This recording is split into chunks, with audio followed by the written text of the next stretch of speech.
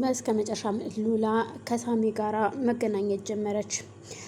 ሳሚን የሄደችበት ቤቱ ሄዳ እባክህን ሳሚ እባክህ ሁሌም ስለ እህቴ ስታወራና ስትጨነቅ እሰማሃለሁኝ። ሁሉም በዙሪያዋ ያሉ ሰዎች ስለ እህቴ ይጨነቃሉ፣ ያስባሉ። እናም እባክህን አንድ መላ በለኝ ትለዋለች። እኮ ምንድን ነው አልገባኝም። ቤዛ ነው ማነው ስምሽ ሲላት፣ ሉላ ነው እኔ ስሜ። ችግር የለውም በቤዛም ብጠራኝ፣ ግን እባክህን የእህቴን ህይወት ታደግልኝ ትለዋለች። እኮ ምንድን ነው የሆነችው እህትሽ ሲላት፣ እህቴማ ይኸው ታማለች፣ የለችም፣ ሆስፒታል ነው ያለችው። እናም ደግሞ ያ የተረገመ ዶክተር ስር ነው ያለችው፣ በሱ የሚሰራበት ሆስፒታል ውስጥ ናት ያለችው ብሎኛል። ማን ነው እንደዚህ ብሎ የነገረሽ ግን ሲላት፣ ሁሉንም ነገር ሱራፌል ነው የነገረኝ። ሱራፌል ቪዲዮ ሁሉ አሳይቶኛል። እባክህን ስትል ማልቀስ ትጀምራለች። ቆይ ተረጋጊና ሁሉንም ነገር አስረጅኝ፣ እስኪ እያንዳንዱ ነገር አስረጅኝ እባክሽን። እኔ እኮ ሁሉም ነገር ስላልገባኝ ነው ዝም ያልኩት ይላታል። አዎ ይኸውልህ ስማኝማ ሳሚ እባክህን፣ እኔ አሁን ላይ እህትና እህቴን ብቻ ነው የምፈልገው። የእህቴን ደህንነት ቪዲዮ አሳይቶኝ ነበረ።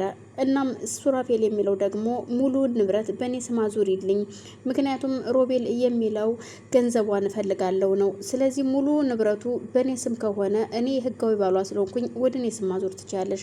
ከዛም ለሮቤል የተወሰነ ገንዘብ እሰጠውና ቤዛን እንዲለቃት አደርጋለሁ ነው የሚለኝ።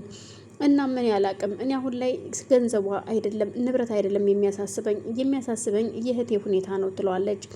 እኮሽ እህትሽን እርግጠኛ ነሽ ግን አሳይቶሻል ሲላት፣ አዎ አሳይቶኛል። እዩልህ በሰውነቷ ላይ የሆነ ኤሌክትሪክ ገመዶች ተቀጣጥለው ሁሉም ሰውነቶቿ ላይ ተደርገው እናም የአይሲ ክፍል ነው ያለችው። እባክህን እህቴ በሞትና በህይወት መካከል ነች። በዛ ላይ ደግሞ ያ የተረገመ ዶክተር አግቷታል። እናም እህቴን እባክህን አትርፍልኝ ትለዋለች። እና ሱራፌልንስ አመንሹ? የሱራፌል እጅ የለበትም ብለሽ ታስቢያለሽ ሲላት፣ በፍጹም የሱራፌል እጅ አለበት ብዬ አላስብም። ይህን ሁሉ የሚያደርገው ግን ይሄ ዶክተር ሮቤል የሚባለው ነው። ይህን ሰውዬ ደግሞ እኔ አንድም ቀን እንኳን አይቼው አላቅም ከመጣው ጀምሮ። እናም እህቴን ሊገላት ነው እባክህን ትለዋለች።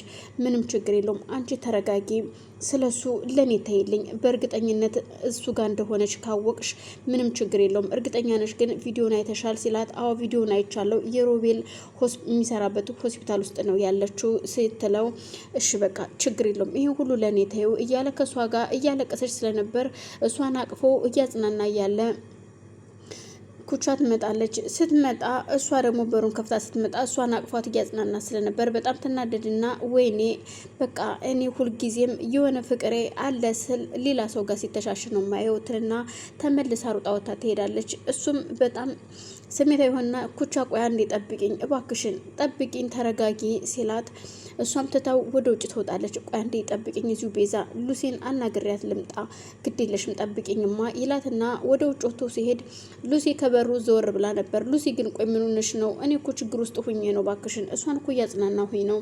እዩልሽ በጣም አደጋ ላይ ነን ያለ ነው ሲላት፣ አዎ እኔም አደጋ ላይ ነኝ። እዩልህ ይሄ አሸብር የሚባል ሰውዬ ካገኘ አይለቀኝም። ቤታችን ሁሉ ሽማግሌ ከተላከ ወዲህ ቤታችን በሰው ተከቧል። እናም ይህ አሸብር የሚባል ሰውዬ እኔ ራሴ እንዴት አምልጬ እንደመጣው ብታቅ ስትለው፣ ቆይ ማነው አሸብር? እኔን ሊያገባኝ እየፈለገው ሰውዬ ነዋ። ሽማግሌ መላኩን ሲያቅ እንዳለ አካባቢያችን አስከብቦ እያስጠበቀ ነው። እኔ ራሴ በስንት መከራ ተሽሎክልኬ እንደመጣው ባየኸኝ ትለዋለች። እናም ደግሞ ታዲያ ቆይ ምን ሊያደርግ ነው ታዲያ እዚህ ራሱ ሊመጣ ይችላል። አሸብር ማለት ገንዘብም ሆነ ጉልበት የሰውን ህይወትም ለማጥፋት ምንም የማይገደው ነው። ስለዚህ እዚህም ሊመጣ ይችላል አይታወቅም። እና የኔ ነገርስ አልጨነቀህም? እንዴት ነው መኖር የምችለው እኔ? እና አሁን ታዲያ እዚህ ከተማ መጥቶ ከኔ እጅ ፈልቅቆ ይወስደኛል ብለሽ አስብሽ? ስለዚህ ማንም አይነካሽም፣ ተረጋጊ። አሁን የሚያስቸኩለው የቤዛ ህይወት ነው እና እባክሽን የቤዛን ህይወት እንታደጋት ይላታል። አውቃለሁ ቤዛ አደጋ ላይ ናት፣ ግን ደግሞ እኔም አደጋ ላይ ነኝ። ምን ትላለህ? የሚቀድመውን አንተ ታውቃለህ ትለዋለች። እና ባክሽን ግድ የለሽም ተረጋጊ ይላትና እሷን ካረጋጋት በኋላ ከቤት ወጥቶ ይሄዳል። በአጋጣሚ ቤት ወጥቶ ሲሄድ ሮቤል የሆነ መንገድ ላይ እየጠበቀው ነበር። እናም ሳሚ በአጋጣሚ ሲሄድ ሉላ እቤት አልነበረችም። ከሷ ተመልሶ መንገድ ላይ ሲሄድ ዶክተር ሮቤልን ያገኘዋል። ሮቤልን እንዳገኘው ከመኪና አስወርዶ ና እማወራህ ነገር አለኝ ይለዋል። እሺ ምንድነው የምታወራኝ ሲለው ላናግርህ እፈልጋለሁ። እኔ ምልህ መቼ ነው ልጅን ቤዛን የምትመልሳት? ቤዛ ካንተ ጋር እንደሆነች ሰምቻለሁ፣ አንተ አግታታል ሲለው በፍጹም ይለዋል። ሲጀመር ደግሞ አንተ አያገባህም፣ አይመለከትም፣ እንዴት ነው የምታወራው ሲለው እንደሚያገባኝና እንደማያገባኝ አሳይሃለሁኝ ይለዋል።